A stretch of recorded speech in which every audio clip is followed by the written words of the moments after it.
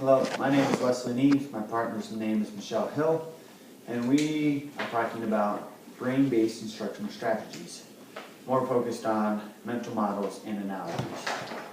As educators, we are continually looking for instructional strategies that are going to ensure the success of our students. One of these instructional strategies is using mental models and analogies in the classroom. Brain-based education can be defined as a purposeful engagement of instructional strategies that are based upon science and how the brain works. These strategies are based on scientific research regarding how the brain learns while including cognitive development factors. Essentially, it is motivated by the belief that learning can be improved if educators base their teaching on the science of learning. Backing this information, according to Eric Jensen in his 2008 article, Brain-Based Education in Action, all teachers use strategies. The difference is that you're using strategies based on real science, not on rumor or mythology. Likewise, in her article, The Global Aspect of Brain-Based Learning, Diane Connell would define brain-based learning as techniques gleaned from research in neurology and cognitive research and science used to enhance teacher instruction and the student's ability to learn using ways they feel comfortable neurologically. There's a variety of different types of brain-based instructional strategies, but I'll only be covering mental models and analogies. The first brain-based instructional strategy is the use of mental models in the classroom. Mental models can be defined as the representation of an idea, object, event, process, or system. Mental models serve as an explanation of how things work. With this, it is important to note that students might come into our classroom with a faulty mental model, and it is our job as educators to correct this fault.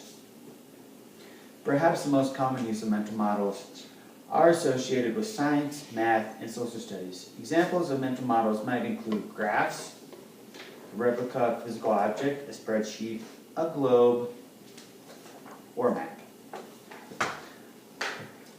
Overall, mental models are thinking tools that allow students to understand life and solve problems. The second brain-based instructional strategy is the use of analogies. Analogies can be considered a subset model, and they are involved in the comparison of two things that are similar in some respects.